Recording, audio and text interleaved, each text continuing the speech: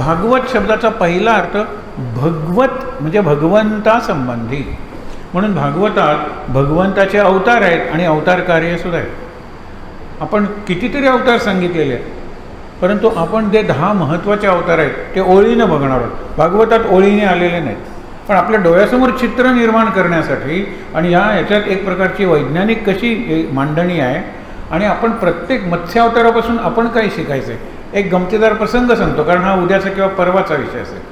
पूर्वी काय होतं की बसमधूनच आम्हाला प्रवास करावा लागायचा. त्यावेळेला लोक यायचे, लोकांच्याकडे पाहुणे यायचे आणि मग गोव्यातला त्यांचा स्थानिक जो चुलत भाऊ मामी भाऊ असेल तो त्यांना माहिती सांगायचा. कळंगूटला गेल्यानंतर ते कासव बांधलेलं असं काठीला आणि असे 2 जण जात होते. तो मुंबईहून आलेला विचारतो, हे कासवाला कुठे नेत आहेत? तर तो म्हणतो की कासवाला घरी नेणार, एक विकणार नाही तर खाणार. कासवाला खातात? तो म्हणाला आपण खातो का? आपण हिंदू खात नाही म्हणलं. कारण का? की तो देवाचा अवतार आहे म्हणून. चांगला सांगत होता तो सगळं. नंतर मी त्या दोघांच्या मध्ये तोंड घातलं आणि म्हणलं, व्हॉट अबाउट फर्स्ट इन्कार्नेशन? पहिल्या अवताराचं काय? मत्स्य अवतार आहे ना पहिल्यांदा. मत्स्य खाल्ल्याशिवाय राहता. गणपती 1.5 दिवसाचा, कारण लवकरात लवकर मत्स्य आला पाहिजे. कारण आपण हिंदू सांगायला तयार आहे, तो देवाचा अवतार आहे म्हणून. देवाचा 3रा अवतार वराह अवतार आहे, म्हणजे रानडुकर खात नाहीत, हो आनंदाने खातात, विकत घेऊन खातात. म्हणून तुम्हाला सांगतो की तसं काही नाही आहे. सगळ्यात जर आहे तो परमेश्वर, तर तुम्ही भाजी खाल्ली तरीसुद्धा ते एका अर्थाने जीवाची हत्याच आहे.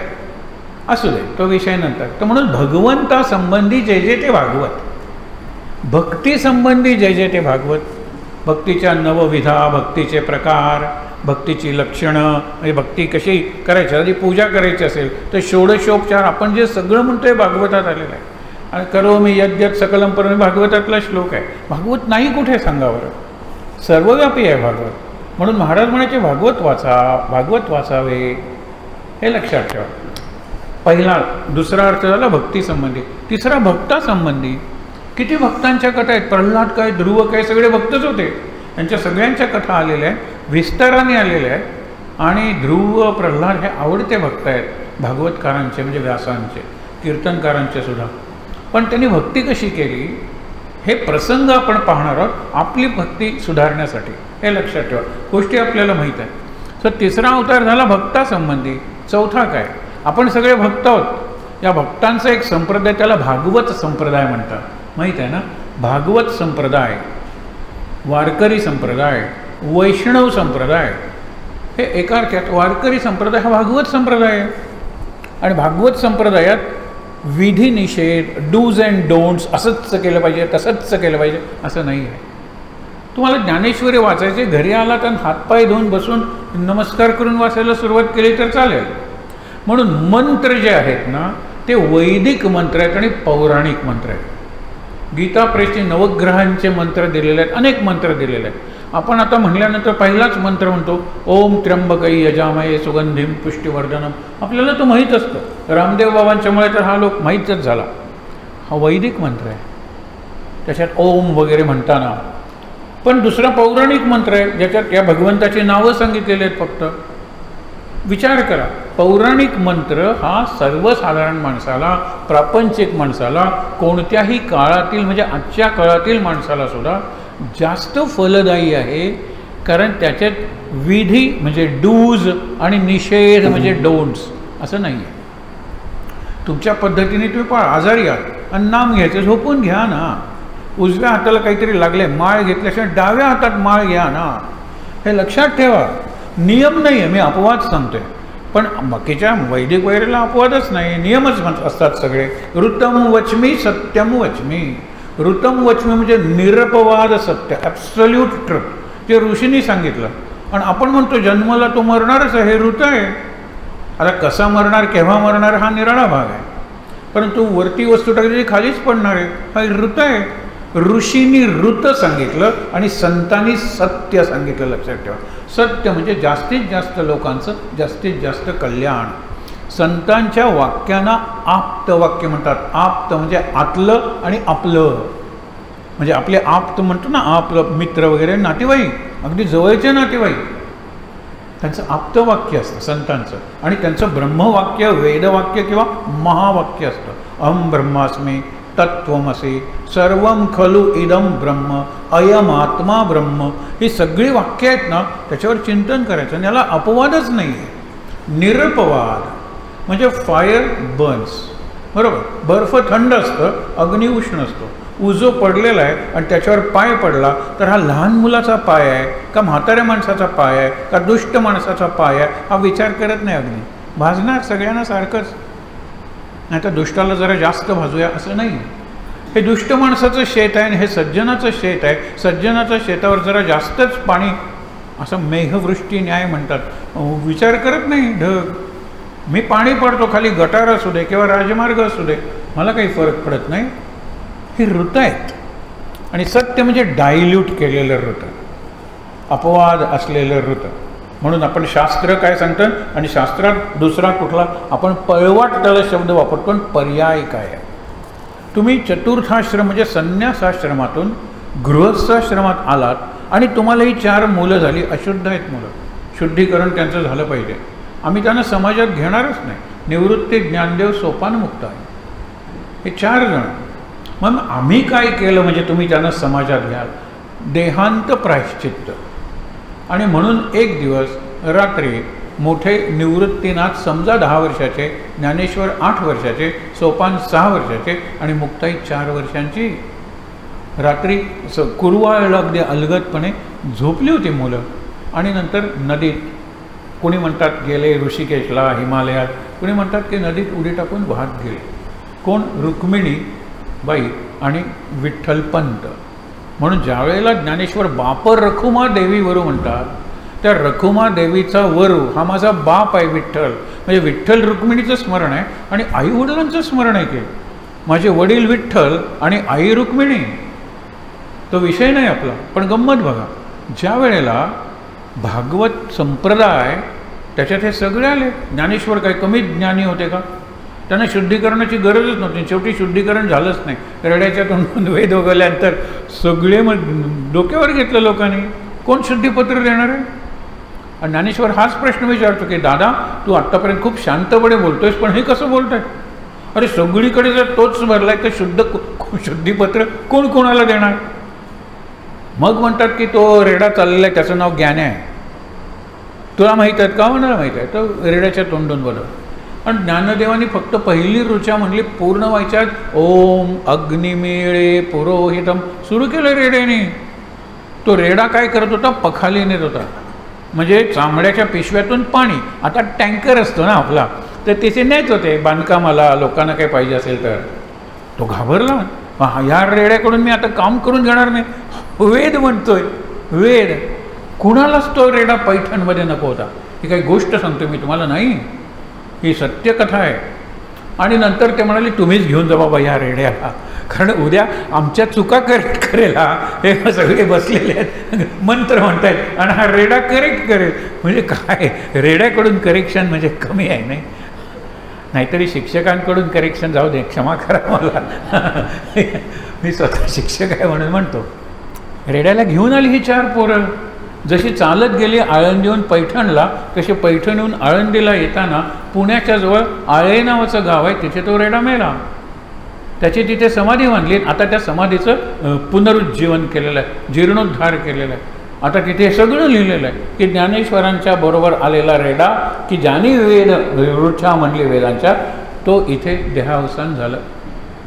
आणि आता ते ब्युटी स्पॉट म्हणजे टुरिस्ट स्पॉट झालेलं आहे. पुण्याच्या जवळ जुन्नर नावाचं गाव आहे, तिथे आहे. तो मुद्दा नाही आपला. सर्वभूती नारायण सर्वभूती विष्णू. वैष्णव म्हणजे काय? वैष्णव जनतो तेने काही आहे, सगळ्यांना की. अरे मुंगीची तुम्ही सेवा करत असाल, आपण कबुतराला दाणे घालतो सगळे करत. शिवभावे जीवसेवा. तो जीव नाही आहे, तो शिव आहे. या शिवभावाने कोणत्याही जीवाची तुम्ही सेवा करा, हे वैष्णव तत्व आहे. मग वैष्णव तंत्र सांगताना शिव कुठून आला? आश्चर्य वाटेल तुम्हाला. भागवतात सगळ्यात चांगला वैष्णव क्रमांक 1 शिव. सतत राम राम म्हणतो ना शंकर, आणि राम हा विष्णूचा अवतार आहे. म्हणजे शिव हा आपणच उभे आडवे करत भांडत बसलो, हे लक्षात ठेवा. शंकर हा विष्णूचा भक्त आहे आणि विष्णू हा शंकराचा भक्त आहे. विष्णू रामाने रामेश्वरने लिंग स्थापन केलं, मग सेतू बांधलेला आहे. रामाच्या जीवनातलं अवतार कार्य रावणाचा संहार आहे आणि रावणाचा संहार करायला सेतू बांधावा लागला. त्यापूर्वी रामाने रामेश्वर लिंग स्थापन केलं, तिकडे वालुका लिंग आहे ते सीतेने स्थापन केलेलं आहे परत आल्यानंतर. विचार करा तुम्ही, म्हणजे राम शंकराचं लिंग स्थापन करतो आणि ओम नमः शिवाय म्हणतो आणि हा राम राम म्हणतो कोण? शंकर. आणि तुम्ही काय म्हणता? असू दे, भागवताचा हा संदेश आहे. भागवताने जनावर वनस्पती यांना मुक्तीचा अधिकार दिला. बाकीचे ग्रंथ सांगतात मुक्तीचा अधिकार फक्त माणसाला आहे, कारण माणूसच पाप आणि पुण्य करू शकतो, कुत्रा नाही. कुत्रा घरात पाळलेला आणि घरातला पुण्यवान आणि दारातला पापी असं काही नाही. आधीच्या जन्मात केलं असेल पाप म्हणून रस्त्यातला कुत्रा झाला, पण त्यांना पाप पुण्य नाही, ते सगळे व्यवहार सगळ्यांच्या देखत करतात. ज्याला सेन्स ऑफ मोरॅलिटी म्हणतात, म्हणजे नीतिमत्तेचा विचार हा माणूस सोडून कुणालाही नाही आहे, कारण माणसाला बुद्धी आहे. ती बुद्धी चांगली वापरली पुण्य संत, वाईट वापरली पाप सैतान. माणूसच बनू शकतो, कुत्र वगैरे नाही, हे लक्षात ठेवा. म्हणून आपण विचार करतोय भागवताचा चौथा अर्थ आहे संप्रदाय. भागवत म्हणजे भगवंतासंबंधी, भागवत म्हणजे भक्तीसंबंधी, भागवत म्हणजे भक्तासंबंधी आणि भागवत म्हणजे संप्रदाय. सगळे आपण भागवत आहोत, हे लक्षात घ्या. पाचवा अर्थ कुठला? संस्कृत भाषा आहे ना, ती एकेका शब्दाला खूप अर्थ असणारे, एका अक्षराला. भा ग व त 4 अक्षर आहेत. भा म्हणजे प्रकाश, भास्कर हा शब्द आहे, प्रकाश करणारा सूर्य आहे तो. आणि आम्ही गमतीनं सांगतो की भास्कर म्हणजे तेज आहे, भास्कर म्हणजे उष्णता आहे, भास्कर म्हणजे ऊर्जा आहे. तो भास्करातला भा असल्याशिवाय माझं भात भाजी भाकर तयारच होत नाही. मग आहे ना, अग्नी नको का?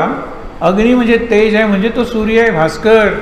तो भा आहे, ज्ञानाचा प्रकाश, कर्माचा प्रकाश, भक्तीचा प्रकाश, ध्यानाचा प्रकाश, म्हणजे अंतिम अनुभव, त्याला प्रकाश म्हणलेला आहे. प्रकाश म्हणजे शांती, प्रकाश म्हणजे समाधी, प्रकाश म्हणजे मुक्ती.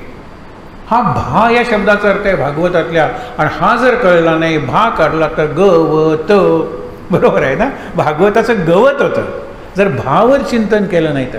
आणि आपण भावर चिंतन करतोय.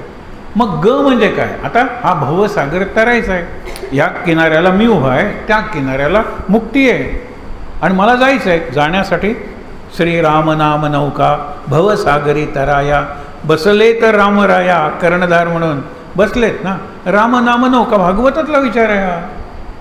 मग काय आहे? मला पलीकडे जायचं आहे, हा सागर ओलांडून पलीकडे जायचं आहे, तर साधी नाव चालणार आहे का? त्याला श्रेष्ठ भक्कम सामर्थ्यवान अशी नौका पाहिजे. त्याला म्हणतात वरेण्य तरणी. वरेण्य म्हणजे श्रेष्ठ, स्ट्रॉंग पाहिजे ना नौका, पलीकडे जायचं आहे. आणि तरणी म्हणजे नाव, तरणी म्हणजे शिप, जहाज किंवा नाव. मला पलीकडे जायचं आहे. व म्हणजे वरेण्य श्रेष्ठ, त म्हणजे तरणी, उरला ग, ग म्हणजे गमन करण्यासाठी. या तीरावरून त्या तीरावर गमन करण्यासाठी मला वरेण्य म्हणजे श्रेष्ठ, तरणी म्हणजे नौका पाहिजे. आणि पलीकडच्या तीराला आहे काय? भा. आम्ही मराठीतून शिकलो, लक्षात ठेवा, 11वी पर्यंत. आणि भा संश्लेषण म्हणजे फोटोसिंथेसिस. फोटो म्हणजे प्रकाश, हे लक्षात ठेवा. भा आणि सूर्याच्या मदतीनेच फोटोसिंथेसिस करतात आणि कार्बन डायऑक्साईड घेतात, कार्बन, आणि ऑक्सिजन सोडतात. हा वनस्पतींचा आपल्यावर मोठा उपकार आहे. म्हणून इथे मागे काही वर्षांपूर्वी एक बस आलेली होती, श्रीमंत सिंधी व्यापाऱ्यांची मुलं होती त्याच्यात, आणि इथे 7 दिवसांचा मी वर्ग घेतला होता. उतरल्याबरोबर ती शिट्टी वाजवते, फुर फुर फुर, आणि मी तिथे पोचलो त्यावेळेला. अचानक मुलं नाचतायत, ओझोन ओझोन ओझोन. त्यांना मुंबईच्या त्या प्रदूषित हवेत कार्बन मोनॉक्साईड म्हणजे ओ मिळतो, आपल्याला O2 हवा असतो, आणि इथल्या हवेत त्यांना O3 दिसला. ओझोन ओझोन ना. म्हणलं नाचू देत, त्यांना त्या फुफ्फुसात घेऊन ये ओझोन. म्हणजे मग आम्ही O4 सुरू करू इथे आल्यानंतर. गंमत बघा, हा त्यांना अनुभव आला, कारण ते अत्यंत प्रदूषित अशी हवा आपल्या ह्याच्यात घेत होते. म्हणून ही हुशार मुलं आहेत ना, आम्ही निबंध लिहायला सांगायचो, आज शिवाजी असता तर एका माणसाने, एका मुलाने एकच वाक्य लिहिलं आणि निबंधाची वही दिली. काय? मेला असता या प्रदूषणानं, या प्रदूषित हवेनं, ज्याला शुद्ध ऑक्सिजनची गरज आहे, तो जर आज आला तर मेला असता. आपल्याला सवय आहे, कारण आपण क्रमाक्रमाने जगत मरत असं चाललेलं आहे. काय? त्या पाण्यातले फ्लोरीन. कॅन्सर का होतो? आणि हे कारण आहे, आपण वापरत असलेले पदार्थ, म्हणजे अगदी हवेपासून, पाण्यापासून सगळे पदार्थ. कुठलं फळ शुद्ध आहे मला माहीत नाही. पिवळी केळी, त्याला हिरवा देठ, इंजेक्शन दिलेलं बघा ना, सगळीकडे तेच आहे. सगळी, एकही तुम्हाला कलिंगड लाल दिसलं नाही का? दिसलंय संपूर्ण लाल, आणि त्याची गोडी साखरेची वाटते, कशाची वाटत नाही, कलिंगडाची वाटतच नाही. मग काय खायचं, काय प्यायचं नाही, महाराजांचं नाव घ्यायचं, काहीही खायचं, काहीही प्यायचं, नाहीतर तुम्ही मरणारच आहात हो. या जगात काय करणार आहेत सगळीकडे. पण याचा परिणाम दिसते म्हणून कॅन्सरसारखा रोग घराघरात आलेला आहे. आपल्यापैकी प्रत्येकाचे कुठले ना कुठले तरी नातेवाईक कॅन्सरनं मेलेत किंवा कॅन्सरनं हॉस्पिटलमध्ये आहेत, हे लक्षात घ्या. पण त्याच्यावर आपला इलाज नाही आहे. त्यातल्या त्यात शुद्ध जीवन, त्यातल्या त्यात शुद्ध दिनचर्या, हे आपण करू शकतो. तो पुढे विचार येणार आहे. आपण आता भागवताचे 5 अर्थ बघितले. भगवंतासंबंधी, भक्तीसंबंधी, भक्तासंबंधी, भागवत संप्रदाय लोक, आणि भा म्हणजे प्रकाश, ग म्हणजे गमन, त्या प्रकाशाकडे जायचं आहे. शेवटच्या दिवशी आपल्याला थोडा तरी प्रकाशाचं दर्शन झालं पाहिजे. आणि त्याच्यानंतर हे जे आहे गमन करण्यासाठी वरेण्य तरणी भागवत, हा अर्थ झाला. आपण या सगळ्या अर्थाने विचार करणार आहोत. ठीक आहे, ऐका, माझं ऐकू येत असेल तर काही हरकत नाही. हा येईल माईक, ज्यात इन्व्हर्टरवर असेल तर. पुढची जी महात्म्याची कथा आहे, महात्म्य म्हणजे काय लक्षात ठेवा. लोक महात्म्य म्हणतात, महात्म्य नाही, महात्मा, पण महात्म्य. मी तुम्हाला एक प्रसंग सांगतो, अनेकदा सांगितलं आहे प्रवचनात. काही नवीन मंडळी आहेत, त्यांना तो एकदम स्ट्राईक होईल. आम्ही जात होतो गोवा दर्शन बसमधून. त्यावेळेला प्रत्येकाकडे गाडी नव्हती. पाहुणे आले की त्या बसमध्ये बसायचं. एक दिवस नॉर्थ गोवा, एक दिवस साऊथ गोवा, बस संपलं, गोवा दर्शन झालं. तर जात होतो, आणि आम्ही देवदर्शन होतं त्यावेळेला, मग साऊथ गोवा. जात असताना गंमत काय झाली की एक होता गोव्यातला, आणि तो अमेरिकेत होता, म्हणून अमेरिकेतले 2-3 मित्र आलेले होते, आणि तो त्यांना माहिती देत होता. आता त्या क्रमाने मंदिरं लागली, लक्षात ठेवा. पहिल्यांदा आपण म्हणतो की हे लागलं मंदिर बालाजी, गोमंतक बालाजी, नंतर शंकराचं, मंगेशाचं लागलं, आणि नंतर फार्मागुडीला गणपतीचं लागलं. त्या क्रमाने बस थांबत निघाली होती. ज्या वेळेला गोमंतक बालाजी तो खाली वाकून वाटेत पडलेली तुळशीची पानं उचलायला लागला. परदेशातल्या लोकांनी, why are you picking up those leaves? ती पानं तू का उचलतोस? एवढी पानं आहेत, हीच पानं का उचलतोय? तो हे पानं नाही आहेत, ही तुलसी आहे, हिचं नाव आहे Vishnupriya, Haripriya. There is story attach to it. मग जालंधरला ती वृंदा आहे, त्या वृंदेला भ्रष्ट केलं कृष्णाने, कारण त्याशिवाय तिचं पातिव्रत्य भंग झाल्याशिवाय तो जालंधर राक्षसी गुण असलेला राजा मरत नव्हता. वृंदा म्हणाली, माझं काय रे पाप, काही घाबरू नकोस, दरवर्षी तुझ्याशी लग्न करेल. तुला जर वाटत असेल मी तुझा चारित्र्यभंग केला, तुझा शीलभंग केला, तर दरवर्षी मी तुझ्याशी, आणि म्हणून तुळशीचं लग्न ना, ही तुळशी आहे. वृंदावन म्हणतो ना आपण. वृंदावन म्हणजे आपण ज्याला तुळस म्हणतो कोकणीत, त्याला मराठीत वृंदावन म्हणतात, आणि आज तुळशीचं रोप असतं. विचार करा, त्या कथा आहेत.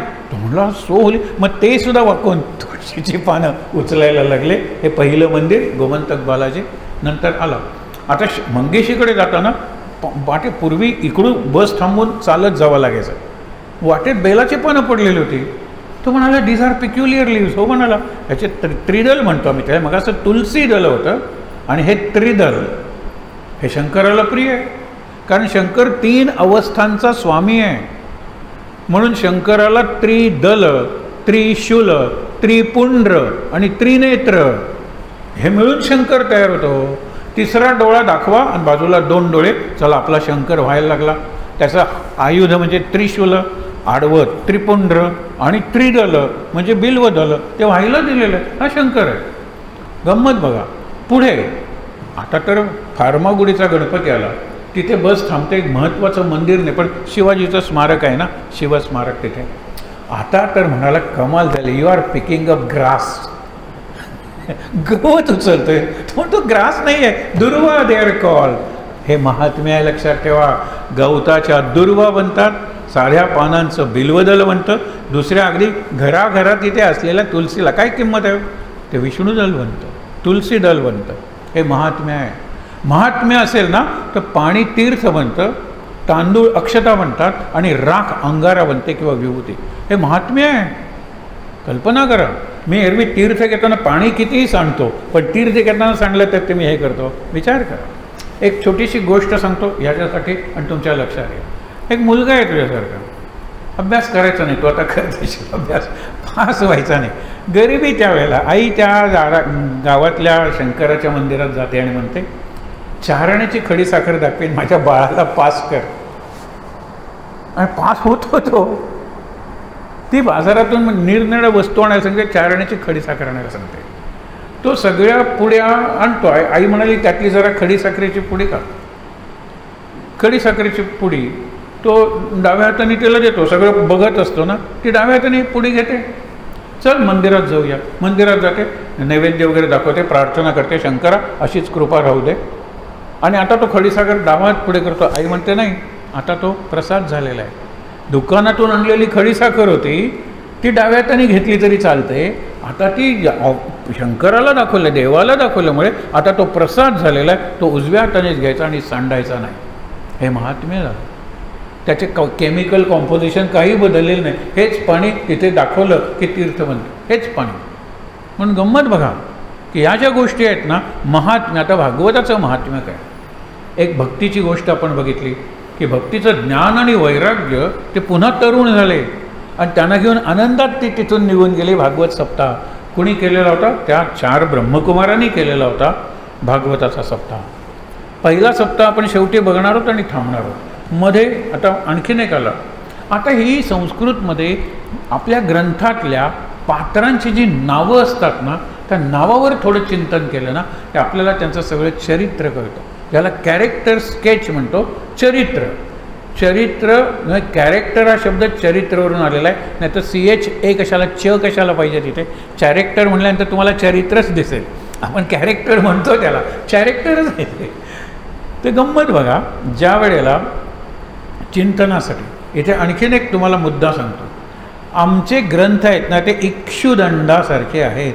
ही वाल्मिकी आणि व्यास आणि सगळ्यांची कल्पना आहे. इक्षुदंड म्हणजे ऊस काही दिसायला चांगला असतो, ओबड धोबड, त्यापेक्षा बांबू बरा सरळ उभा बासरी करता येते.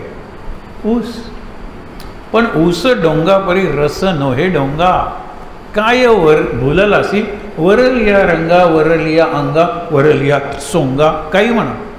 पण ऊस दिसायला कुरूप आहे, पण ऊसाचा रस. नदी वेडीवाकडे जाते, पण नदीचं पाणी वेडवाकडे नाही. घ्या हातात, घ्या पेल्यात. तसं माझा देह वेडावाकडा आहे, मी कुरूप आहे, पण माझं मन सरळ आहे. माझ्या मनातल्या भावना बुद्धीतले विचार सरळ आहे. सोखामेळा सांगतोय. हेच हे म्हणतात व्यास वाल्मिकी. ते काय म्हणतात, ऊस आहे, दिसायला चांगले नाहीत आमचे ग्रंथ, आमची शब्दरचनासुद्धा आवडणार नाही, पण आम्हाला जे सांगायचे जे रस आहे, निरनिराळे रस आहेत ना. भक्तिरस आहे, प्रेमरस आहे, शांतिरस आहे, करुण रस आहे, वीर रस आहे, हे सगळे रस आहेत. भाव हा रस आहे. भावना या सगळ्या रसात व्यक्त होतात. डोळ्यातून पाणी येणं, भीतीनं घाम फुटणं, किंवा अगदी घसा कोरड पडणं म्हणजे पाणीच आहे ते, किंवा लोणचं वगैरे शब्द काढला की पाणी येणं, हे सगळ्या गोष्टी आहेत ना, हा भावाविष्कार आहे. भावना या रसात व्यक्त होतात. म्हणून त्याला एंडोक्राईन सिस्टम म्हणतात की आत जे स्राव होतात ना, आत अश्रू आनंदाचे आहेत, अश्रू दुःखाचे आहेत. पण गंमत बघा, हा जो भावाचा एकंदर विलास आहे, विकास आहे, व्यवहार आहे, तो जनावरांच्या बाबतीत तेवढा नाही आहे. प्रेम शब्द घेतला तर माणसाचे किती प्रेम येतो. आपल्याला ती गाय वासरू चाटते, तिथेसुद्धा आपल्याला वात्सल्य दिसतं. ती चिमणी भरवते, आहा, शेवटी आई ती आईच आपण म्हणतो. पण चिमणीला एखादी बाई मुलाला तिला काही कळतच नाही ना, मेंदू केवढा त्यांचा. बघा, पाल आपली आहे ना, ती हुशार आहे जिराफापेक्षा. जिराफाची मान केवढी, हृदय इथे, काय रक्त पोचणार आहे मेंदूला सांगा बरं. नाही ना. जिराफ, पण पूर्वीचे तर डायनासॉर्स वगैरे, डायनासॉरच्या पायाला सिंहाने हे तोडलं तरी मेंदूपर्यंत वेदना जाण्यापूर्वी सेप्टिक झालेलं असायचं, इन्फेक्शन, हल्लीच्या भाषेत इन्फेक्शन, म्हणून मेली ते सगळे जनावर, हत्तीपेक्षा मोठे होते. आज आपलं तसं झालं आहे का? काश्मीरमध्ये मुलं मरत आहेत, इकडे काय वाटेल ते होतं वगैरे. माहीत आहे काय चाललं नाही आपल्या देशात? आणखीन एक बटाटे वडा दे गं, इन द सेम ब्रेथ. हां, आज संध्याकाळी केक आणायचा वगैरे, आणि तिथे गोळाबार झालं असतो, हे सगळं टेररिस्टचा अटॅक झालेला असतो. आपण 26/11 वगैरे काही म्हणतो. आपण डायनासोर व्हायला लागलेलो. त्याची डर ज्याला म्हणतात ना, गेंडा, पाणघोडा, पाणघोड्याची बघा ना किती त्याची कातडी असते, भाला मारला तरी त्याला कळणार नाही. पॅची डर म्हणतात त्याला. आपण म्हणतो ना कातडी घट्ट झालेली आपली. म्हणून राष्ट्र म्हणून आपल्याला जगण्यासाठी कुठेतरी सध्या सुरुवात झालेली आहे. हिंसा होईल, आपल्याला किंमत द्यावी लागेल, कारण आधीच्या सगळ्या चुका आहेत ना त्या भरून येणाऱ्या नाही आहेत. पण आपण योग्य मार्गावर आहोत सध्या. आणि तुम्ही जी तरुण मुलं आहेत ना त्यांनी लक्षात घ्या की ज्या वेळेला हा आपण आता विचार करतोय की नावावर जरी विचार केलं तरी आपल्याला त्याचं चरित्र कळतं. श्रावण बाळ सगळ्यांचं ऐकत होतं म्हणून त्याला श्रावण म्हणायचे. ध्रुव, ध्रुव म्हणजे अढळ, 6 महिन्यात प्रत्यक्ष वासुदेवाला प्रकट केलेला एकमेव भक्त आहे. प्रल्हाद म्हणजे आल्हाद, सगळ्यांना आनंद. त्याच्या वडिलांना त्रास होत होता आणि पुढे त्याला कळलं ना, ज्या वेळेला घेतला मांडीवर आणि मारला त्या हिरण्यकशिपूला. तो येणार आहे प्रसंग. पण गंमत बघा, प्रत्येकावर चिंतन करूया नावावर. आता जी गोकर्णाची कथा सांगणारे महात्मा कथा, त्या प्रत्येक नावाला अर्थ आहे. 4-5 महत्त्वाची कॅरेक्टर्स आहेत, म्हणजे पात्र आहेत. गोकर्णाने भागवताचा सप्ताह केला, त्याची कथा आणि काय घडलं, महात्म्य बघतोय ना भागवताचं, काय घडलं बघा. गोकर्ण हा ते आधी जरा जाऊन बघायला पाहिजे. आत्मदेव नावाचा एक हे होता पुरोहित. आत्मदेव, ब्राह्मण, ज्ञानी, विद्वान, भिक्षू, काही म्हणा त्याला. आत्मदेव म्हणजे अर्थ काय हो? आत्म्याला देव म्हणणारा, म्हणजे देह महत्त्वाचा नाही आहे, चिंतन करण. त्याचप्रमाणे त्याचं जीवन पुढे सुरू होतं. त्याच्या पत्नीचं नाव धुंदुली. काय सुंदर नाव आहे. स्वतःच्या धुंदीत जगते ती धुंदुली. आणि तिला जो मुलगा होतो त्याचं नाव धुंदुकारी, म्हणजे सत दिसत नाही पण सत्कार. आहा, हल्ली तर टॅक टॅक चालूच असतं सत्काराला. ओम आहे सगळीकडे पसरला, पण ओंकार, कार आला ना की पार्टिसिपेशन आला, कार आला की कृती आली. आकार, साकार आपण शब्द वापरतो ना, तसं हा धुंदुकार. ती स्वतःच्या धुंदीत जगत होती, हा इतरांना धुंदीत म्हणजे पार्टी करत होता. आता ह्याची कथा सांगाल हे असे का झाले. धुंदुली फक्त देहावर प्रेम करणारी आहे. म्हणजे सध्याचं आपण बघितलं ना, कॉस्मेटिक्स काय, म्हणजे निरनिराळ्या सर्जरीज काय हो सध्या. एक आपली अत्यंत सुंदर दिसणारी नटी सर्जरी करून करून तरुण दिसायचं म्हणून मेली, सर्जरीनं मेली. मग ती टबात मेली वगैरे, हे सगळ्या गोष्टी आपल्यापर्यंत पोचवल्या. पण एक लक्षात ठेवा, किती सर्जरी करून घेतात. अहो, नाकं बदलतात, कान बदलतात, म्हणजे आकार सगळं सुंदर. आणि हल्ली AI मुळे सुंदर स्त्रिया काय दिसते हो, सीता वगैरे सुंदर, मंदोदरी सुंदर, आणि ती शूर्पणखासुद्धा सुंदर ज्यावेळेला ती सुंदरीचा वेळ, आणि पुतनासुद्धा सुंदर, मावशी आहे म्हणून सुंदर, म्हणजे अप्रतिम. त्याला तुम्ही वर्णन द्या स्पेसिफिकेशन, आणि तो तुम्हाला आर्टिफिशियल इंटेलिजन्स हा खरा चॅलेंज आहे. आणि 3ऱ्या दिवसानंतर आपण हा चॅलेंज कसा, अरे मोबाईलला आपण हरतोय तर AI ला काय करणार आहोत. AI आता इथे सविता लिहिलं आहे, सविताच्या मुलाने चांगलं बोललं, त्याचे सिलेक्शन झालेलं आहे, दिल्लीपर्यंत सुद्धा जाईल. Artificial AI artificial intelligence. आणि आपल्याला जो आहे ना तो आपला NI नॅचरल इंटेलिजन्स, आपला कृत्रिम बुद्धिमत्ता. आणि तो आपलं चुकतं कसं ते लक्षात ठेवा. त्याचा चुकला नाही, त्याला मी गंमत म्हणून प्रश्न विचारला, मराठीत होता, मराठीत बोलला, आणि सगळं मराठीत वगैरे सांगताना अरे म्हणलं तुझे बरेचसे शब्द मला कळत नव्हते रे. आता त्यांनी वापर संप्रेषण, तुम्हाला काय कळलं. संप्रेषण म्हणजे कम्युनिकेशन. म्हटलं कम्युनिकेशन हा मराठीतला शब्द वापर ना. आम्हाला कळलं संप्रेषण. सगळे असे शब्द, आणि ते त्यांना कळत होते कारण ते तेच शिकत होते. मी म्हटलं मग लगेच इंग्लिश वापरायचा की नाही. ट्रान्समिशन, तुम्हाला तो शब्द ट्रान्समिशन कळतं आम्हाला रेडिएशन कळतं, एकदम उत्सर्जन वगैरे या सगळ्या गोष्टी आम्हाला कळत नाही. विकिरण कोणाला कळलं सांगा बरं. परिवर्तन आणि परावर्तन म्हणजे रिफ्लेक्शन अँड रिफ्रॅक्शन कुणाला कळलं ते? इंग्लिश शब्द वापर ना, जा पुढे. नाही म्हणलं मराठीत तो असं केलं असेल त्याने, मला दिसलं नाही, मी फोनवरून बोलवतो. मग म्हटलं कृबू का नाही म्हणलास रे? तो म्हणलं म्हणजे काय, AI का म्हणत होतास? कृत्रिम बुद्धिमत्ता. कृबू. अरे देवाचं नाव घेतल्यासारखं झालं असतं. मराठीचा जर एवढा तर सगळं मराठीत बोल. तिथे तुला AI पाहिजे, आर्टिफिशियल इंटेलिजन्स, एरवी सगळं मराठी. अरे अभिमान बाळगू नका, मला मराठीचा अभिमान आहे ना. आणि आईने सांगितलं तू मराठीचं ऋण काहीतरी मराठीतून सांगून, म्हणून प्रवचनं व्याख्यानं सुरू झाली. हे माझ्या मातृभाषेचं ऋण मी पडतो, पण मी मातृभाषेचा अंधभक्त नाही आहे. कोकणी महत्त्वाची आहे, हिंदी महत्त्वाची आहे, इंग्रजी महत्त्वाची आहे. इंग्रजीचा अभ्यास करा म्हणजे इंग्रजीवर प्रेम करा. जगाची भाषा येते, सगळ्या भाषेतले शब्द घेते. सहज वाचा, ऑक्सफर्ड डिक्शनरी घे मोठी, आणि त्याच्या इंट्रोडक्शनमध्ये बघ भारतातले जवळ 8-10 हजार शब्द ऑक्सफर्ड डिक्शनरीज आहेत. एक माहीत आहे का तुला आवडणारा शब्द सांगू? पापड हा तिथे आलेला आहे, चटणी हा तिथे आलेला आहे. त्यांना तिथे पिकल्स शब्द आहे म्हणून, नाही तर लोणचं सुद्धा शब्द त्यांनी घेतला असता, कारण त्यांना लोणचं करून विकायचं आहे. ते व्यापारी आहे, त्यांना कुठल्याही भाषेचं पथ्य नाही आहे, हे लक्षात ठेवा. आपण पुढे गेलं पाहिजे ना. इंटेलिजन्स माझा डेव्हलप केला पाहिजे, नाहीतर मला आर्टिफिशियल इंटेलिजन्स वापरावा लागेल, हे लक्षात ठेवा. ठीक आहे, आपण पुढे जाऊया. आत्मदेव, धुंदुली आणि धुंदिकार. आत्मदेव सगळं चांगलं होतं, पण धुंदुक मूल नव्हतं. त्यांना मूल नव्हतं, मुलगा नव्हता हे चुकीचं भाषांतर. मूल नव्हतं, संतान नव्हतं. आणि मग ती कटकट करायला लागल्यानंतर हा गेला एका आश्रमात, साधूची सेवा केली. साधूची वर्षभर सेवा केल्यानंतर तो म्हणाला तुला का नाही म्हणाला मला आता घरी परत जायचं नाही. पण घर का सोडलंस? हा प्रश्न भागवत नेहमी विचारता. भागवताच्या दृष्टीने गृहस्थाश्रम हा सगळ्यात महत्त्वाचा आहे, कारण गृहस्थाश्रम हा पाया आहे. त्याच्याशिवाय ब्रह्मचारी काय जन्मणार आहेत, संन्यासी काय जिवंत राहणार आहेत? आहे ना.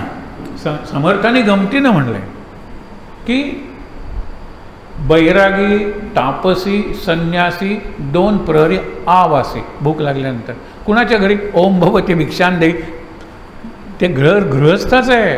गृहस्थाश्रम बेसिक आहे.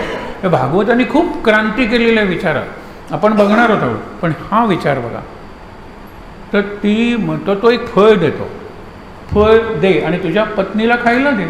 तिला अत्यंत चांगला, ज्याला आपण म्हणतो सत्प्रवृत्त किंवा पवित्र मानणारा असा मुलगा तयार होईल. तो येतो आनंदाने घरी आणि बायकोला सांगतो. आता आपण कसे विचार करतो लक्षात ठेवा. आत्मनस्तु कामाय प्रिया प्रियम भवेत. बघा, मला काय बायको माझी सुंदर दिसते नाही, माझी बायको हे लक्षात ठेवा. माझं मूल दूध पित असताना काही गोंडस दिसतं ना, माझं मूल.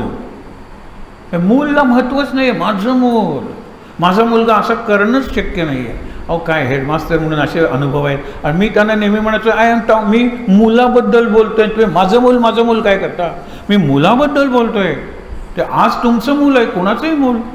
एक जण म्हणला नाही असं कसं, आम्ही आमच्याच मुलाचा विचार करणार ना. म्हणजे गंमत बघा, माझ्या शाळेत 1000 मुलं आहेत, धृतराष्ट्राला फक्त 100 होते.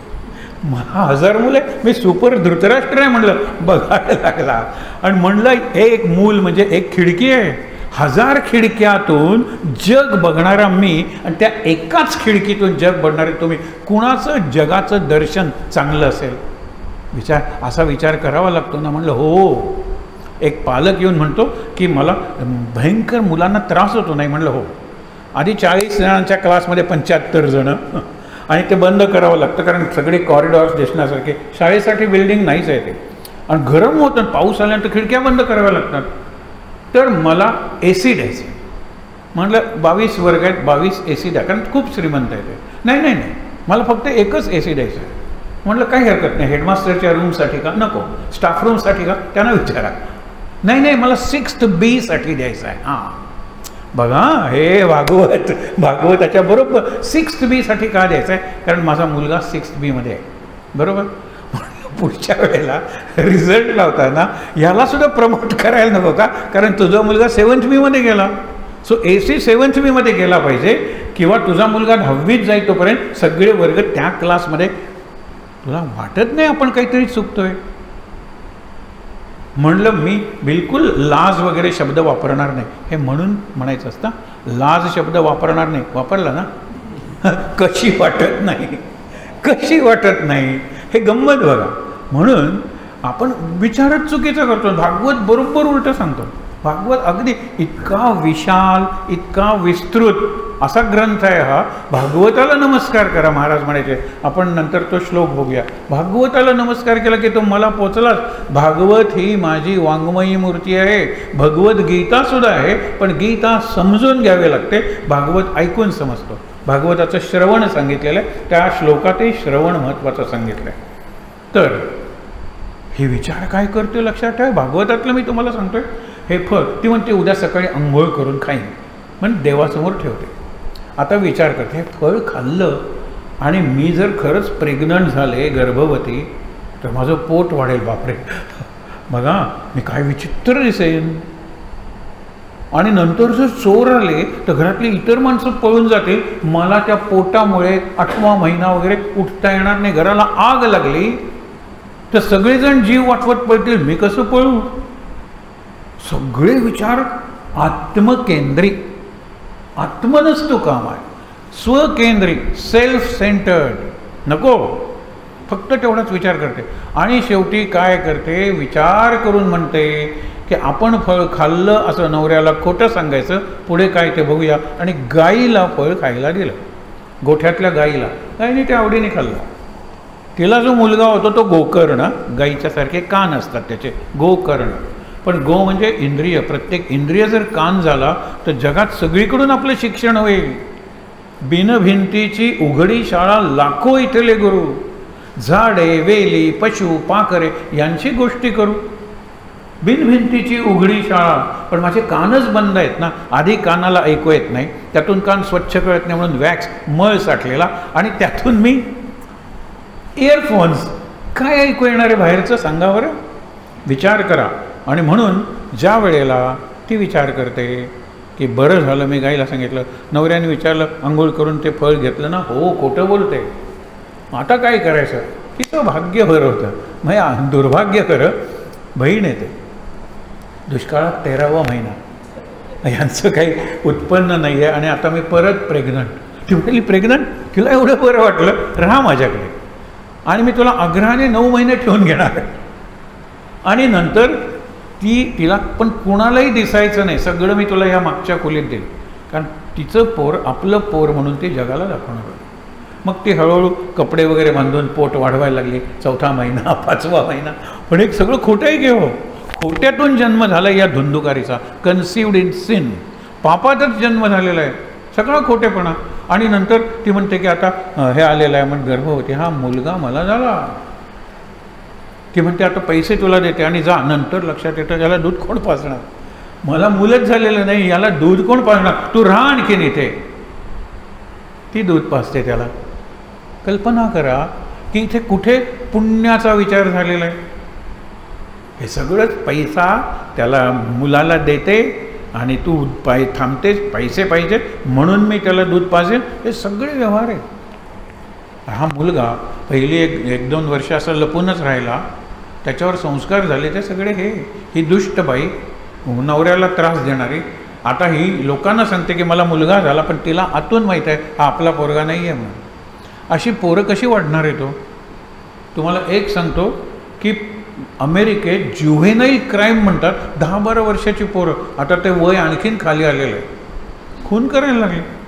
आणि त्यांना पोलिसांनी पकडल्यानंतर विचारलं का खून करतात. I wanted to see a dying man, dying child. मग 4 वर्षाच्या मुलाचा 6 वर्षाच्या पोराने, 2 जण आले. ते पोर बघत होतं. आई मॉलमध्ये होती. पोर इकडे तिकडे बघत होतं. उचललं, मारलं, नेऊन टाकलं. त्यांना सगळ्या सिरियलमध्ये कसा पुरावा लपवायचा वगैरे सगळं आपल्या मुलाने माहीत असतं. सापडली पूर्वी ते. आणि पुढे उत्तर जस्ट लाईक दॅट. आम्ही चोरी का केली. हो, करायची म्हणून केली. तुम्ही खून का केलात. करायचं म्हणून केलात. हे का घडतं आहे याचा तिकडच्या लोकांनी विचार केला. आणि आता मुलाला आईने दूध पाजलं पाहिजे. Breast feeding. गेला आठवडा ब्रेस्ट फिडिंगचा होता. सगळीकडे आता प्रचार करायला लागले ते ब्रेस्ट फिडिंग. कारण तुम्ही काय केलं, डब्याचं मूल. आणि डब्याबद्दल कुणाला कृतज्ञता आहे. ते सगळे ग्लॅक्सोचे वगैरे डबे घालून तो जाणार. आई नमस्कार करतो. तिने काकणं वाजवून करायचं असतं ना. सुवास यांनी हा डबे वाजवून करणार. आई नमस्कार करतो. काय दुधाचे डबे, त्या दुधाच्या डब्यावर वाढलेली मुलं, कुठला संस्कार असणार आहे? आईच्या दुधातून जे संस्कार येतात, आईच्या दुधातून जी हेल्थ आणि इम्युनिटी येते ती नाही या मुलांना. बंद केलं. मी सगळं सांगत बसत नाही, मोठं जगातलं कारस्थान होतं ते. आणि प्रत्येकाने मुलाला दूध पाजा, दूध पाजा, दूध पाजा, आता सगळे पाजायला लागलेले आहे. ही गंमत बघा. आपण पुढे जाऊया. असं असल्यामुळे हा जो मुलगा झाला, ही धुंदुली, हा धुंदुकारी, मित्रांच्यात जाणं, व्यसनी बनला. आई एवढी कंटाळली या मुलाला, आत्महत्या केली घराच्या मागच्या विहिरीत उडी टाकून. धुंदुली गेली. आता तो आत्मदेव, हा गोकर्ण चांगला झाला, तो खरं गाईचा मुलगा आहे, पण त्या फळापासून झाला आहे साधूच्या, तो या सगळ्यांची करतो. तो म्हणतो आई गेली. आत्मदेव म्हणतो मला इथे राहवत नाही, मी जातो. काय करू? सूर्याची उपासना कर. आणि सूर्य त्याला सांगतो सप्ताहम वाचनम करू, सप्ताह कर भागवताचा. सूर्य सांगतो.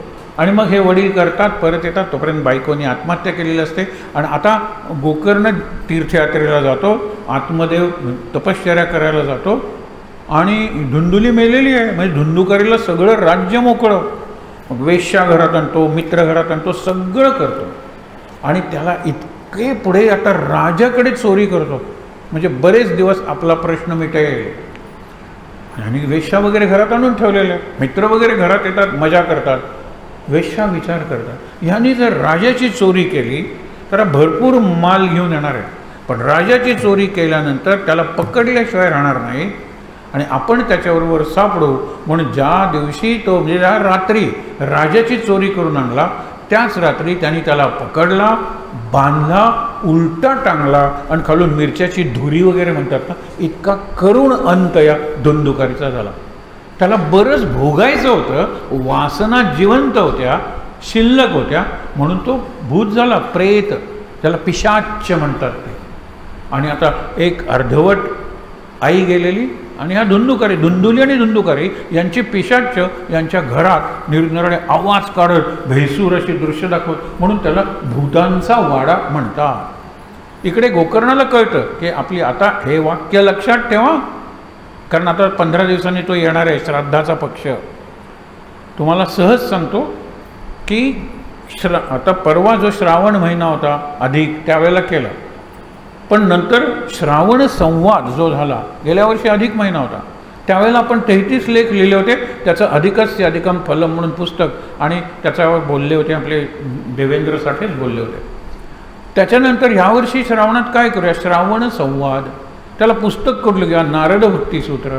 आणि श्रावण संवाद हा श्रोत्या वक्त्यांचा नाही, माझ्या आत श्रवण करणारा जो भक्त आहे त्या भक्ताचा माझ्या आत्म्याशी संवाद आहे. अरे मी किती महाराजांचं ऐकतो, महाराजांची सांगितल्याप्रमाणे नाम किती घेतो, मला इतर गोष्टीत किती इंटरेस्ट आहे अजून.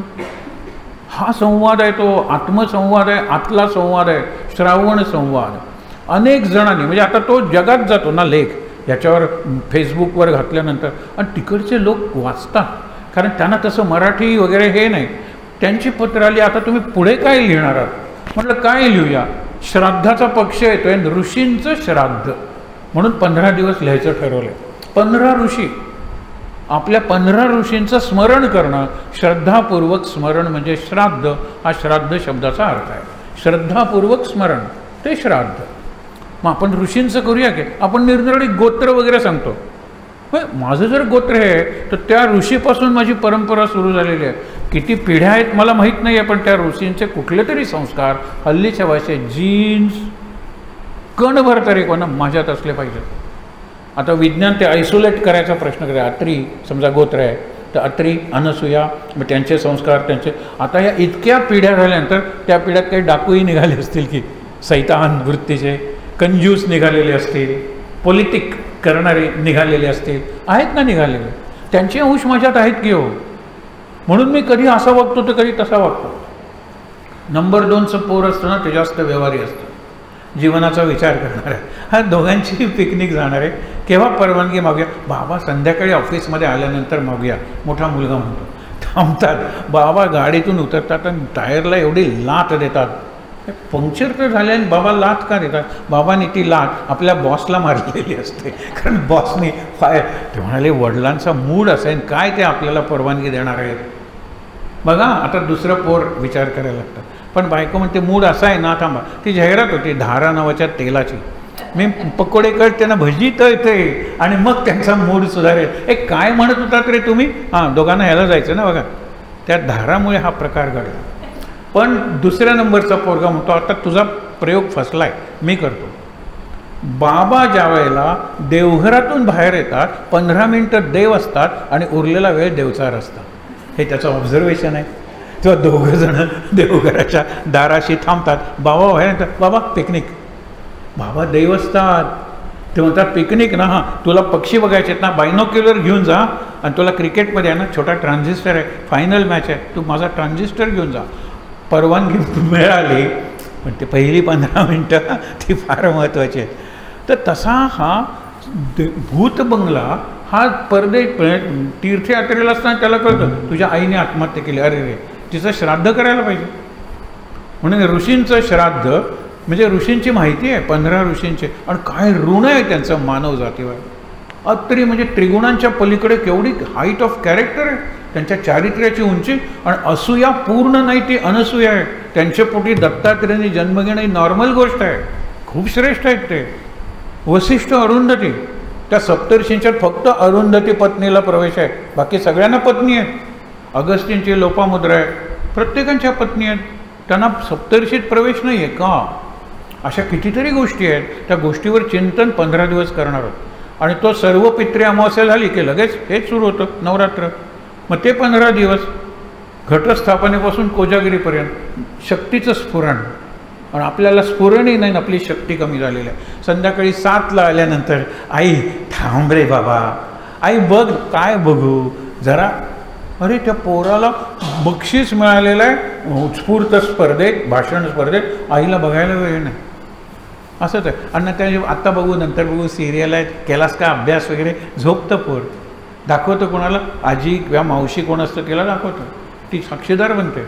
आणि ज्यावेळेला डॉक्टर होतो पोर त्यावेळेला सांगतं की आई इथून 5 किलोमीटरवर मी जागा घेतलेली आहे, तिथे पुढे माझं क्लिनिक असेल, मागे मी राहत असेल, मावशीबरोबर मी जाणार आहे, माझ्या घराची दोन्ही दारं तुमच्यासाठी कायम उघडी असतील, मी तुमच्याकडे येणार नाही आहे. कारण मला मेडिकलला ॲडमिशन मिळावून काही लाख रुपये होण्यासाठी तू नोकरी करायला लागलीस. आणि प्रत्येक वेळेला मी नोकरी करते म्हणून तुझं मेडिकल आहे, मी नोकरी करते म्हणून तुझं मेडिकल आहे म्हणत होते. आणि नवरा म्हणत होता डॉक्टर तसा होईल, आपण त्याच्यावर संस्कार करूया सेवेचे, बुद्धीचे, होईल डॉक्टर. तो नाही, पैसा पाहिजे. दोघं जण नोकरीला, बळी मुलाचा जातो. पण मुलाला मावशी केअरटेकर म्हणून चांगली मिळते आणि ती इतके संस्कार होते. चल आपण देवासमोर ठेवूया आणि तुझे मार्क्स आहेत ना देवाला वाचून दाखवा आधी. किती चांगला संस्कार आहे. आईला बाबांना ऐकायला वेळ नाही आहे, बाबा उठण्याच्या आधी जातात आणि तू झोपल्यानंतर येतात. काय आहे, एक सहज गंमत सांगतो, भागवतात हे वर्णन आहे भविष्यकाळ कसा असेल. एक चित्रपटातला सीन आहे, जरा जुना चित्रपट आहे. ती मुलगी सांगते की उद्याचा वाढदिवस आहे माझा, जर आला नाहीत ना बाबा तुम्ही तर मी घर सोडून जाईल. हा म्हणतो गेलाच पाहिजे. ती मुलगी जरा हट्टी आहे. मग आपल्या सेक्रेटरीला सांगतो की डिकी उघडून वाटेल तेवढी टॉईज, डॉल, खेळणी, बाहुल्या सगळं डिकीत भरून टाक. हा येतो.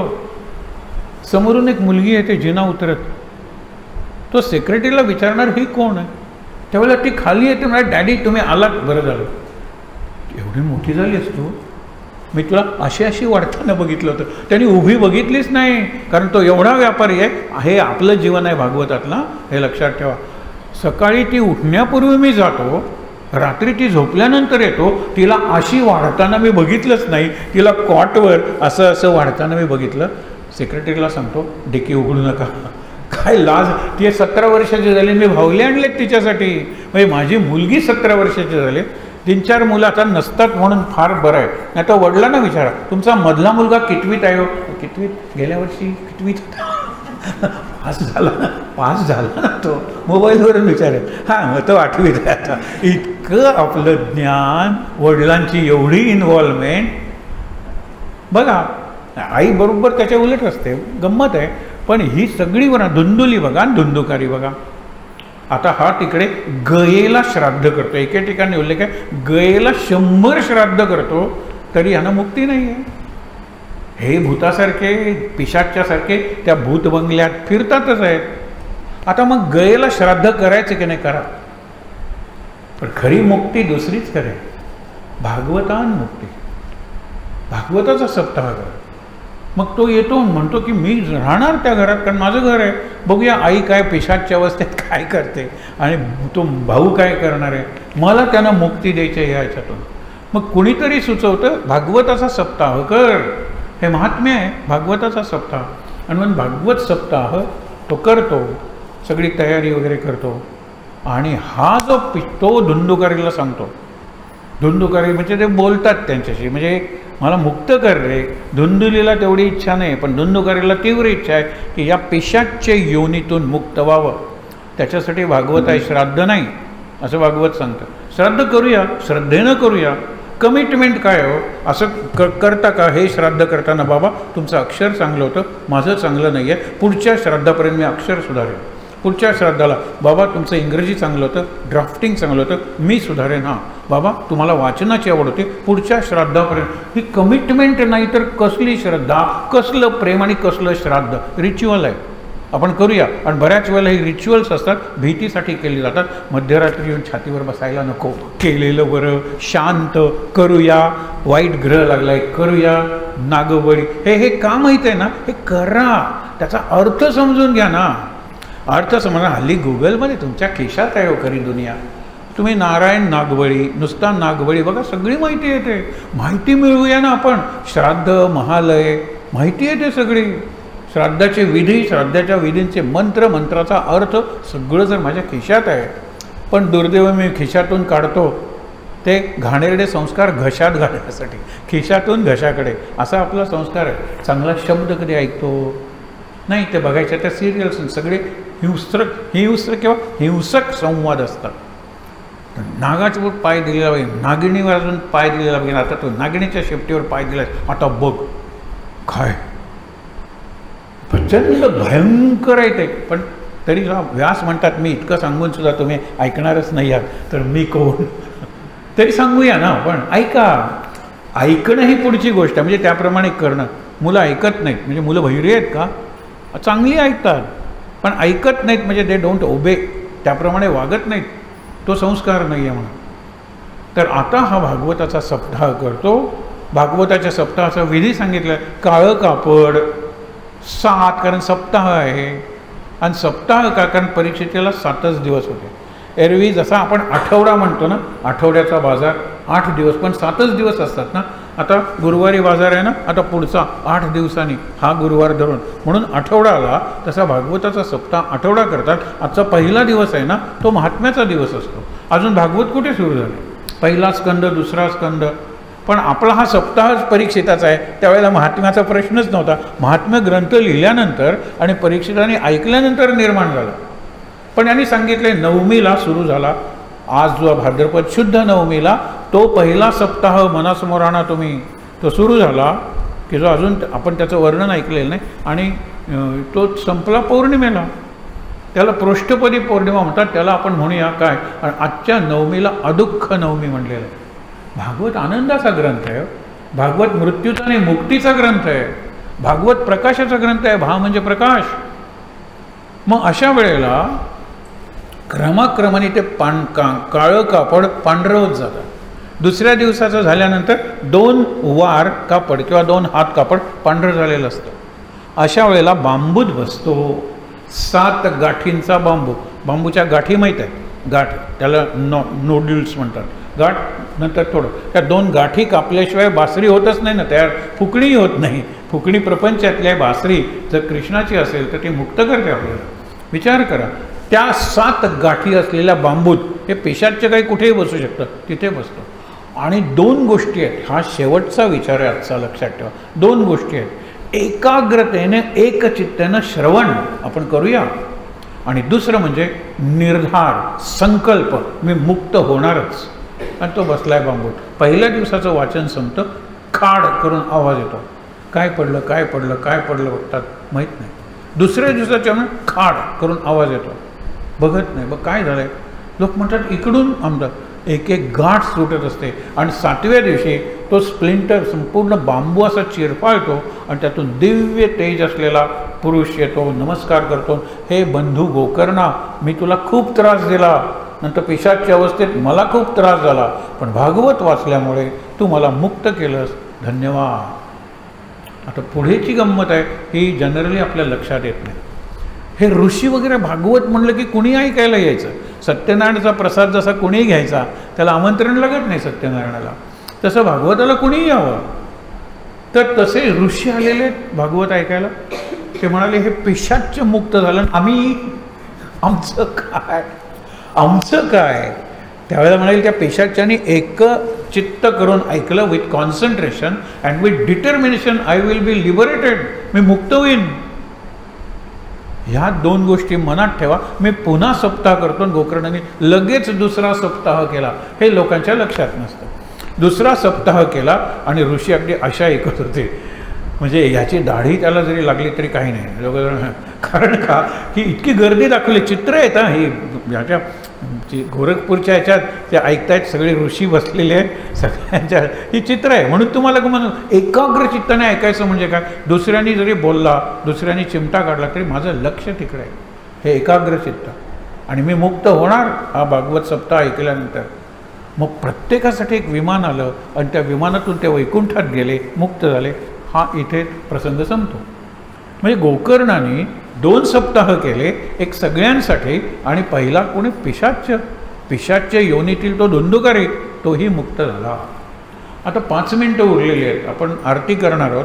पण त्याच्यापूर्वी एक सांगतो की पहिला सप्ताह केव्हा झाला. मगाशी भक्तीचा सप्ताह पहिल्या सप्ताहापासून 200 वर्ष, म्हणजे कलियुगाची 200 वर्ष. पहिला सप्ताह झाला, कलियुग सुरू झालं, कृष्णाने देह ठेवला आणि 36 वर्षामध्ये गेले होते, पण तरीसुद्धा नंतर 30 वर्षांनी हा सप्ताह झाला गोकर्णाचा. पहिल्या सप्ताहाची फक्त प्रस्तावना करूया. परीक्षित आणि शुकदेव. परीक्षित हा कोण आहे हो? अर्जुनाचा मुलगा अभिमन्यू, त्याचा मुलगा परीक्षित, अर्जुनाचा नातू आहे. अर्जुन कोण आहे? व्यासांचा नातू आहे. मग परीक्षित व्यासांचा कोण आहे? व्यासांचा पणतू. ग्रेट. आपण खापर म्हणतो ना, खापर पणतू, खापराचा, अशा ते 5-1 जनरेशन्समध्ये गेलेले आहेत. परीक्षित आहे. त्याच्याकडून एक चूक घडते, तो चांगला आहे हो. कली, आता एक विचार सांगतोय तुम्हाला, नीट ऐका, की कली नाचत होता, अंगावर कपडे नाहीत, नंगा नाच करतोय. परीक्षित म्हटलं माझ्या राज्यात कोण आलेलं आहे, म्हणून त्याने बाण लावला. त्यावेळेला तो म्हणतो मी शरण आलेलो. आणि आपल्या क्षत्रियांचं आहे ना, शरण आलेल्याला अभय द्यायचं. माझ्या राज्यात तू राहायचं नाहीस. तो म्हणतो तुझं राज्य जसं सगळीचकडे आहे, मला सुद्धा काहीतरी अस्तित्व आहे, जागा पाहिजे. कली म्हणजे कलह. दुसरं कोणी नसेल ना, ते माझ्या सावलीबरोबर लढतो. हा खरा कलीचा भक्त आहे, सावलीबरोबर लढतो. मग तो कोणाबरोबर लढणारच आहे. काय एकांतात गेल्यानंतर जास्त डिस्टर्ब होणार आहे, आतून इनर डिस्टर्बन्स हे होणार आहे जास्त. तर लक्षात घ्या, कलिराजा म्हणतो मला राहायला 4 जागा माग, मी तुला 4 जागा देतो. आणि नंतर तो 5वी आणखीन एक जागा म्हणतो, ग्रांटेड, दिली तुला. आणि मी पूर्ण जबाबदारीने आणि अत्यंत दुःखानं सांगतो, या 5ही जागा आज संपूर्ण भारतात गोव्यात जेवढ्या आहेत तितकं नाही. म्हणून मी एक विधान करतोय, रात्री विचार करा की कलीची राजधानी गोवा झालेली आहे. पहिलं त्याने काय सांगितलं, जुगार. कॅझिनोज म्हणजे काय तो? पूर्वी फक्त पाण्यावर कॅझिनोज, आता किती कॅझिनोज रस्त्याच्या काठाकाठाने, म्हणजे रस्त्यावर आपल्याला दिसतात. जुगार. तुम्ही शुक्रवारी या आणि रविवारी जा, काय 22-22 हजार तिकीटं असतात, पुणे ते बेंगलोर ते विमानाची. ते येतात, बसची तिकीटं 2-2 हजार, काय वाटेल ते. शुक्रवारी संध्याकाळी यायचं, शनिवारी आणि रविवारी संध्याकाळी जायचं. बघा तुम्ही, फक्त जुगार खेळायला येतात. आणि कोटी रुपयाचा जुगार एकेका कॅझिनोमध्ये एकेका रात्री होतो. लक्षात ठेवा, पहिलं जागा मागित होते. दुसरं म्हणजे सुवर्णाचा अतिरेक, पझेशन. जास्तीत जास्त वस्तू जमवा, पैसा जमवा, सोनं जमवा. त्यावेळेला सोनं सांगितलं आहे, कारण पैशाला संस्कृतमध्ये शब्द नाही, हे लक्षात ठेवा. संपत्ती आहे, समृद्धी आहे, द्रव्य आहे, अर्थ आहे, कितीतरी शब्द आहेत. श्रीमंत नाही, श्रीमंत म्हणजे पैसेवाला नाही आहे, हे आपलं मॉडेल आहे पश्चिमात्य देशातून घेतलेलं. म्हणून तसं नाही आहे. म्हणून उपभोग आणि उपभोगासाठी पैसा, पैशासाठी सत्ता. विचारच नाही मी कुणाचा रिप्रेझेंटेटिव्ह आहे. मी तुम्हाला सहज सांगतो की आपल्या ह्याच्यात 40 लोक आहेत ना आपले MLA, त्यांच्यापैकी एका अत्यंत जवळच्या मंत्र्याच्या, अत्यंत क्लोज माणसाला मी विचारलं की हे 40 जण बांधले आणि पिळले, गोव्यावरच्या प्रेमाचा एक थेंब तरी पडेल का, माझा सरळ प्रश्न होता. आणि तो डिप्लोमॅट होता ना, विचार करायला पाहिजे.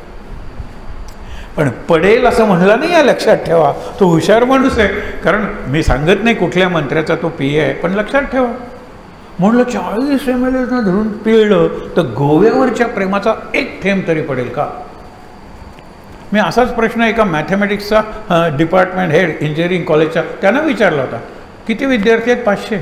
मग 500 विद्यार्थ्यांची मोळी बांधली आणि पिळली, अभ्यासाचा एक थेंब तरी खाली पडेल का? नाही म्हण. त्यांनी चक्क उत्तर दिलं नाही. त्यांना डिस्टिंक्शन मिळेल, ते पहिले येतील. परीक्षा, ज्ञान नको आहे, विद्या नको आहे, अभ्यास नको आहे. इंजिनिअरिंग कॉलेज गोव्याचं हे असंच आहे. मग श्रवणाचा काय फायदा मिळणार आहे? श्रवण, मनन, चिंतन, ध्यान आणि निधिध्यास हे अंतरंगेची उपासना आहे. त्याच्यासाठी भागवत बघतोय आपण. आज फक्त श्रवण आणि महात्म्यच बघतोय. तर हा परीक्षेत आहे ना, हा परीक्षेत अत्यंत पायस म्हणजे सात्विक राजा आहे. पण बुभुक्षिता हा किन्न करोति पापम. भूक लागल्यानंतर, तहान लागल्यानंतर माणसाचं जनावर बनतं. There is a wolf in my stomach. आपली जनावरं साधी आहे, तो आपल्या पोटात कावळे कोकलतात. आपली तेवढीच आहे पात्रता. हिंदीमध्ये चूहे दौड रे, कावळ्यांपेक्षा चूहे. आपण इंग्लिशमध्ये there is a wolf in my stomach. लांडगा आहे माझ्या पोटात, इतकी भूक लागलेली आहे. लांडग्याची भूक कधी पूर्ण होत नाही, लक्षात ठेवा. कसे लांडगे, तसं त्याचं झालं. भरपूर भूक लागलेली आहे आपल्या सैनिकात. थोडंसं सांगतो, डिटेल उद्या बघूया गोष्ट. तर ते आल्यानंतर जातो आश्रमात. शमिक ऋषींचा आश्रम. शमिक म्हणजे शांत.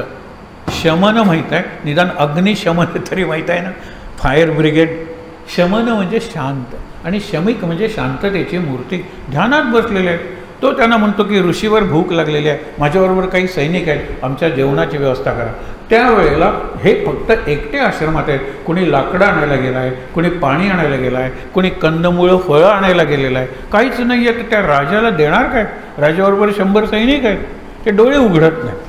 तेव्हा राग येतो, म्हणतो माझ्या राज्यात हा कली सुरू झाला. हां, कलीची तुम्हाला स्थानं सांगत होतो. तिसरा आहे ती वेश्यावृत्ती. अरे आज निरनिराळ्या देशातल्या आणि निरनिराळ्या प्रकारच्या, मी नावं सांगत नाही, वेश्या गोव्यातल्या कुठल्याही हॉटेलमध्ये तुम्ही जा येता.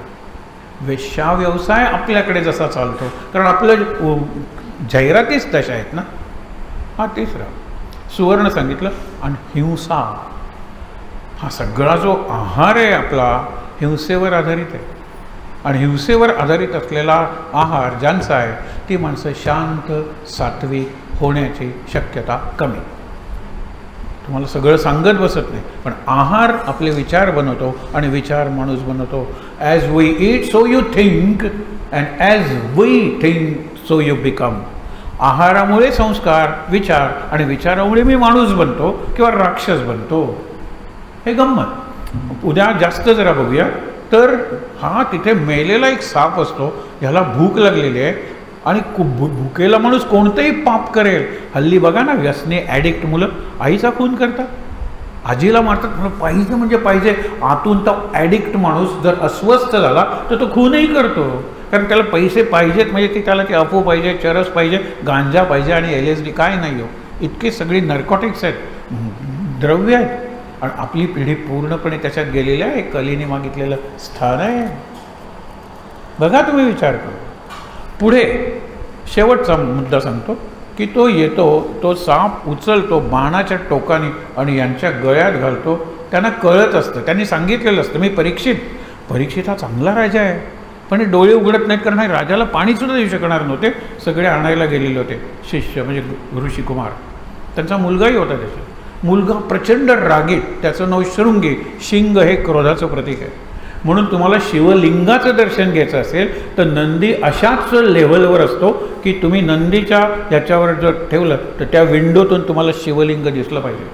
आणि नंदीचं वृषण मागे आहे ते कामवासना आणि क्रोध ह्याच्यावर जिंकण्यासाठी हे शंकरा मी तुझं दर्शन घेतो. ही दर्शनाची पद्धत आहे.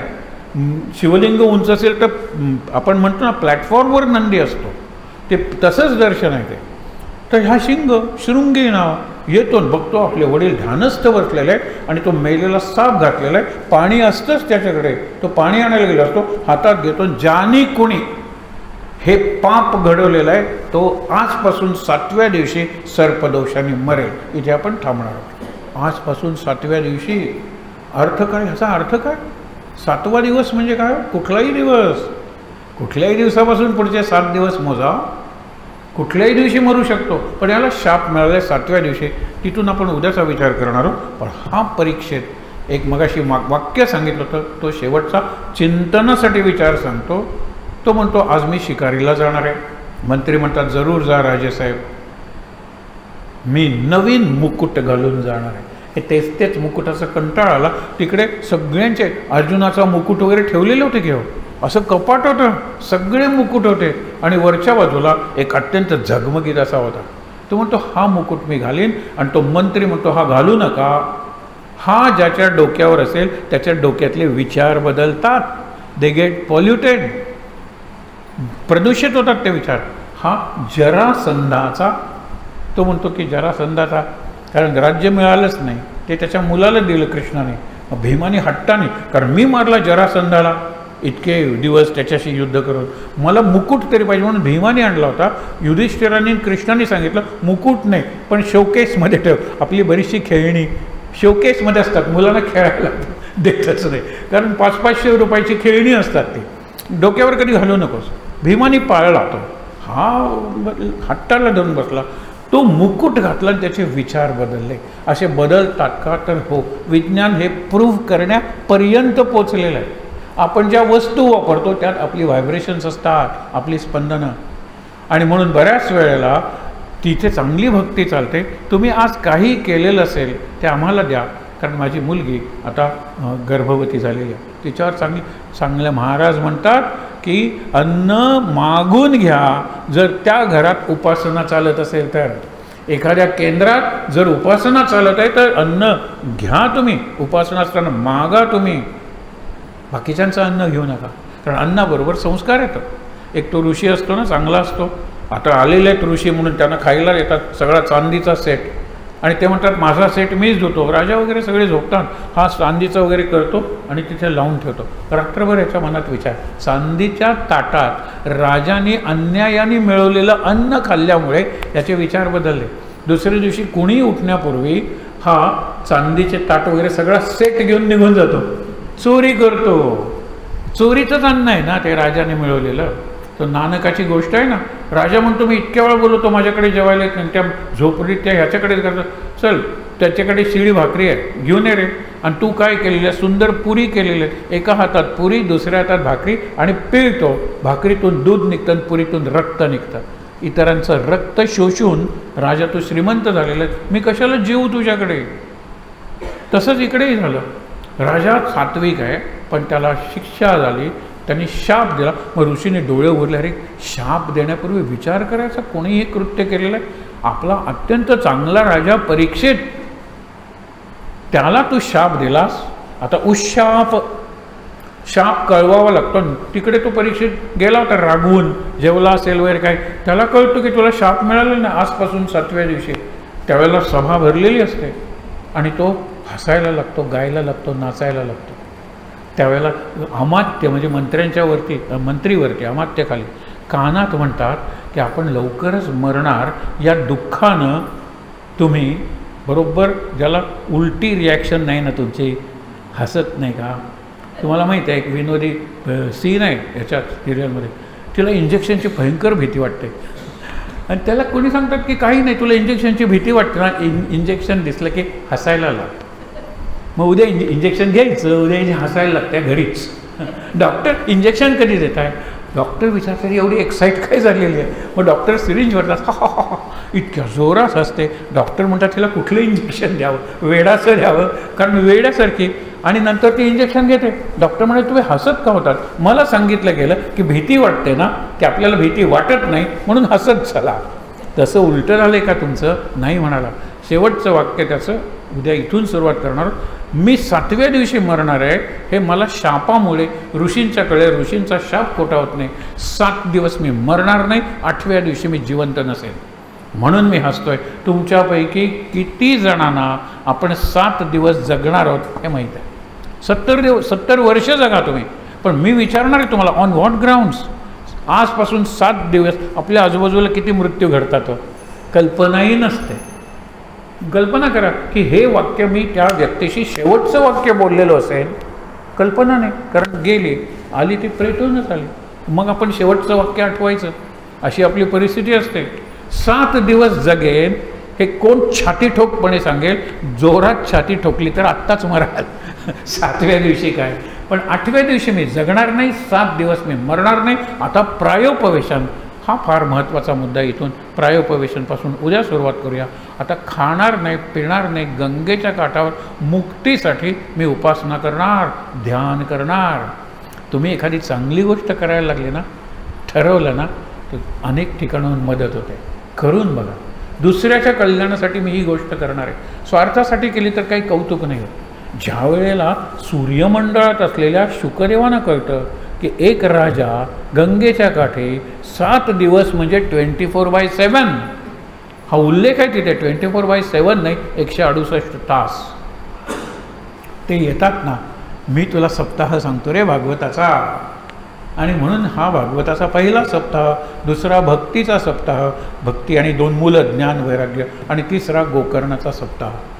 हे 3 सप्ताह म्हणजे 2 महात्म्य म्हणून सांगितले जातात. आपण भागवताच्या प्रस्तावनेपर्यंत येऊन पोचलेलो आहोत.